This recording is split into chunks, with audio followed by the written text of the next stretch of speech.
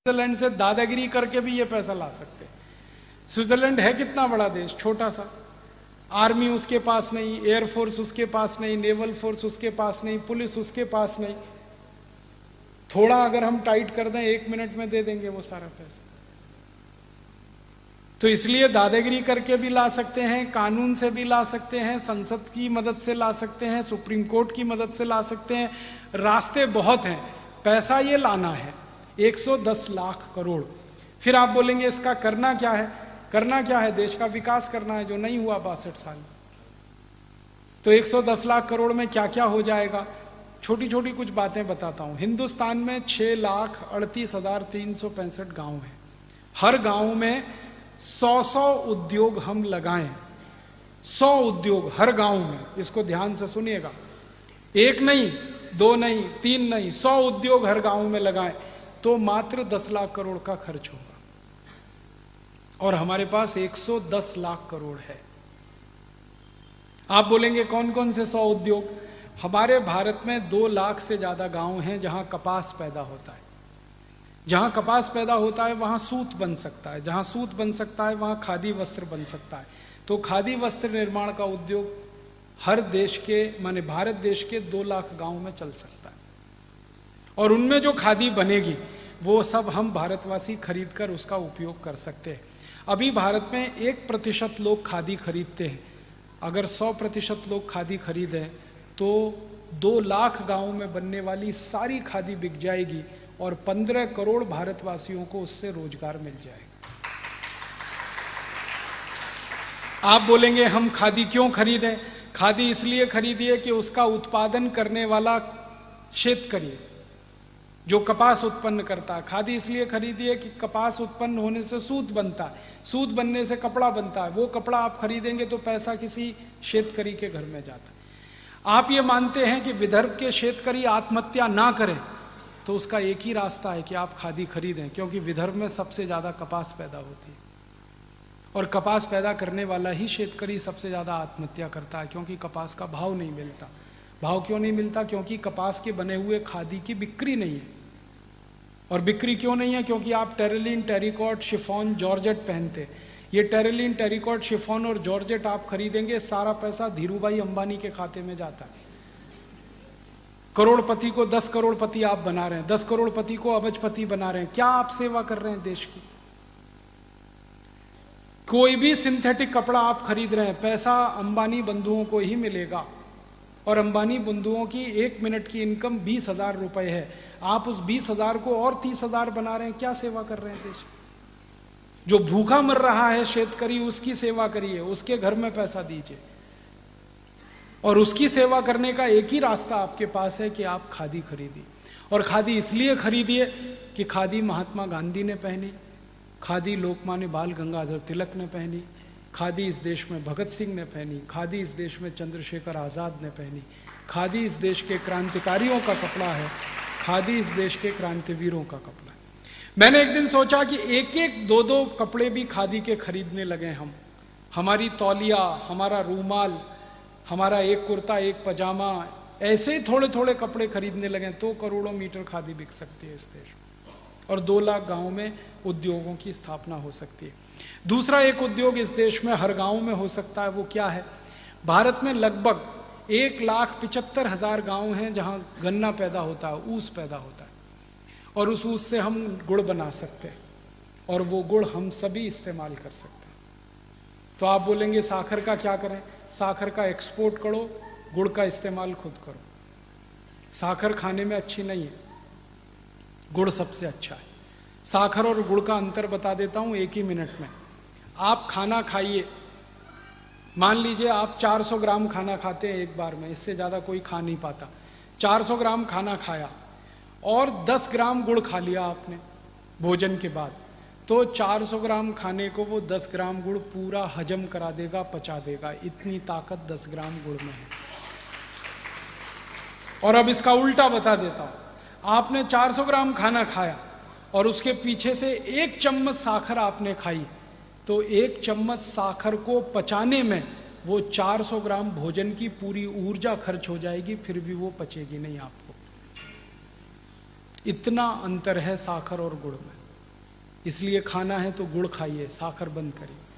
तो आप बोलेंगे फिर ये साखर कारखानों का क्या होगा? ये चलाएंगे हम, विदेशों में बेचेंगे साखर को, जिनको खानी है खाएं, मरना है मरे, हमसे क्या, ले लो। डायबिटीज में मरो, हार्ट अटैक में मरो, कोलेस्ट्रॉल बढ़ा के मरो, हमको क्या, लेना है ले लो। फिर उनको जागृति आ जाएगी, विदेशों में भी जागृति आएगी, तो फिर वो साखर नहीं गुड़ मांगेंगे। तो अच्छा है, सब कारखाने बंद करके गुड़ बनाएंगे हम, तो सारी दुनिया को खिलाएंगे, हम खुद खाएंगे। आपको मालूम है साखर बनाने के लिए करोड़ों रुपए का प्रोजेक्ट लगता है, बैंक से लोन लेना पड़ता है, करोड़ों रुपए इन्वेस्ट करना पड़ता है। गुड़ बनाने के लिए छोटे से प्रोजेक्ट में हो जाता है, बैंक से लोन नहीं लेना पड़ता, करोड़ों रुपए खर्च नहीं होते, बहुत आसानी से हो जाता है। और कोल्हापुर, सतारा, सांगली के सब शेतकरी गुड़ बनाने की टेक्नोलॉजी जानते हैं, उनको सिखाने की जरूरत नहीं है, वो हजारों साल से बनाकर इस्तेमाल करते रहे। और गुड़ से भी अच्छी एक चीज है जो सारी दुनिया को हम खिलाएं तो बात ही कुछ और है, वो है काकवी। आपको सुनकर हैरानी होगी, वो गुड़ से भी अच्छी है।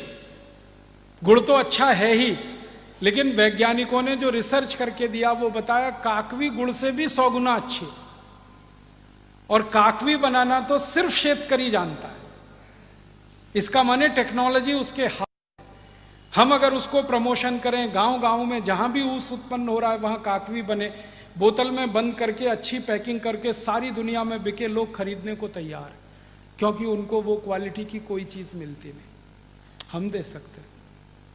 तो दूसरा उद्योग ये चल सकता है। तीसरा एक बड़ा उद्योग हर गांव में हो सकता है, तेल का।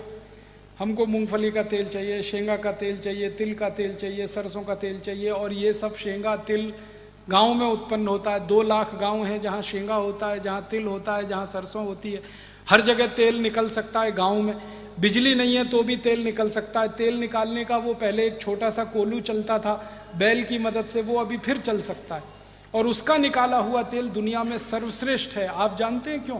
क्योंकि वो तेल अगर हम खाएं तो हार्ट अटैक कभी आ नहीं सकता, क्योंकि उस तेल से HDL बढ़ता है। और अभी जो डब्बा बंद तेल हम खाते हैं उससे LDL और VLDL बढ़ता है, जो हार्ट अटैक का सबसे बड़ा कारण। हमारे जो पुराने लोग थे ना, पूर्वज, वो तेल वही खाते थे जो कोलू से निकलता था। धीरे धीरे धीरे धीरे, जानते हैं उसमें खासियत क्या है? टेम्परेचर नहीं बढ़ता तेल का, बहुत धीमे धीमे निकलता है। तो तेल की सारी पौष्टिकता, जो उसका प्रोटीन तत्व है, वो जिंदा रहता है उसमें, और उसी कारण किसी को हार्ट अटैक नहीं आता था। हमारे पुरखे बहुत तेल खाते थे, तूप भी बहुत खाते थे, तो भी हार्ट अटैक नहीं आता। अभी हम डब्बा बंद तेल खाते हैं। ये डब्बा बंद तेल मशीनों से निकलता है। मशीन से जब तेल निकलता है तो टेम्परेचर इतना बढ़ता है कि तेल की सारी पौष्टिकता जल जाती है। फिर उसमें दूसरे तेल मिलाते। सरकार ने उनको लाइसेंस दिया हुआ है भेड़सेड़ करने का, मिलावट करने का। आपको मालूम है, शुद्ध तेल में बाहर से आयातित बहुत सारे दूसरे तेल मिला देते, और वो तेल आपको हजम नहीं होते, फिर आपके जीवन में दुख का कारण बनते हैं। तो हम शुद्ध तेल गांव गांव निकलवाएंगे बैलों से, फिर तेल का कोलू चलवाएंगे। बैलों को काम मिलेगा, शेतकरी को काम मिलेगा, तेल का डब्बा गांव से भर के शहर में आके बिकेगा। और इस तेल को खाने के लिए लोग तैयार हैं, देने वाले नहीं है। 56,000 कोटि रुपए का बाजार है तेल का हिंदुस्तान में। हम कम से कम 10 कोटि शेतकरी को रोजगार दे सकते हैं तेल के उद्योग, ये हम करेंगे। फिर और एक काम हो सकता है, भारत में गेहूं उत्पन्न होता है, लगभग 2.5 लाख गांव हैं जहां गेहूं होता है। जहां गेहूं होता है वहां गेहूं का आटा बन सकता है। अभी गेहूं का आटा शहर में बनता है मशीन से, उसमें भी वही समस्या है, मशीन बहुत तेज घूमती है, टेम्परेचर ज़्यादा हो जाता है, आटे की पौष्टिकता खत्म हो जाती है। हम तो वो हाथ वाली मशीन चलवाएंगे आटे की। हजारों साल इस देश के लोगों ने हाथ से चक्की चला के आटा पीसा है, और जिन माताओं ने ये काम किया है उनको कभी भी पुत्र या पुत्री का जन्म देने के लिए हॉस्पिटल नहीं जाना पड़ा, सिजेरियन नहीं कराना पड़ा। आप जानते हैं क्यों? जब वो चक्की चलाते हैं तो उसमें सबसे बड़ी एक्सरसाइज होती है, वो गर्भाशय की होती है, पेट की होती है। और माँ का गर्भाशय सबसे ज़्यादा लचीला बनता है जब आप वो चक्की चलाते हैं, और अगर गर्भाशय फ्लेक्सिबल है तो बच्चे का जन्म सबसे आसानी से हो सकता है। तो माँ के लिए बच्चे का जन्म आसान है, वो तो एक बात है। फिर हाथ से पिसा हुआ आटा खाएंगे, जिंदगी में कोई त्रास नहीं हो सकता पेट का, क्योंकि धीरे धीरे पीस कर बना है। और हमारी तो तैयारी ये है कि जो पुरुष हैं और जिनके पेट बाहर निकले हैं उनसे भी चक्की चल रहा है, उनका भी पेट अंदर चला जाएगा, वो स्लिम और ट्रिम हो जाएंगे। ऐसे भी चक्की चलाते हैं ना, स्वामी रामदेव जी चलवाते हैं कि नहीं, फिर असली में चलवाएंगे। गांव गांव में आटा भी बनेगा, लोगों को रोजगार मिलेगा, हमको बेस्ट क्वालिटी। और आपको माहिती है, शेतकरी गेहूं बेचे तो 11 रुपए किलो और गेहूं का आटा 26 रुपए किलो। तो गेहूं क्यों बेचना, आटा बना के बेचना ना, फिनिश प्रोडक्ट देना, रॉ मटेरियल गांव से बाहर नहीं लाना। भारत में 90,000 गांव हैं, 90,000, जहां बटाटा उत्पन्न होता है। अब बटाटा जहां है वहां बटाटा चिप्स बनवाएंगे गांव गांव से और शहर में बिकवाएंगे। विदेश की कंपनी आके बटाटा चिप्स बेचती है 400 से 500 रुपए किलो, हम 100 रुपए किलो तो बेच ही सकते हैं। रफल्स है, हॉस्टेस है, टॉप रेमन है, ये सब 400-500 रुपए किलो के हैं। हम हमारे गांव का बटाटा चिप्स 50 रुपए 100 रुपए किलो बेचे, करोड़ों लोगों को काम मिल सकता है। फिर टमाटर पैदा होता है 65,000 गाँव में, टमाटर का सॉस गाँव में बन सकता है, वो शहर में बिक सकता है। अचार है, मुरब्बा है, ऐसे 100 उद्योग हर गांव में चल सकते हैं। और एक उद्योग में 10 लोगों को भी काम मिला तो 1000 लोगों को रोजगार हर गांव में मिलता है। और अगर 1000 लोगों को गांव में रोजगार मिला तो 1000 परिवार की जिंदगी सुधरेगी। इस देश का बेरोजगारी गांव से बिल्कुल खत्म हो जाएगी। और मैं तो वो दिन देख रहा हूं कि शहरों में बसे हुए लोग गांव भागकर वापस जाएंगे, क्योंकि उनके घर के पास ही उनको रोजगार मिल जाएगा। शहरों के लोग अगर गांव वापस चले जाएं तो झुग्गी झोंपड़ियां खत्म हो जाएंगी।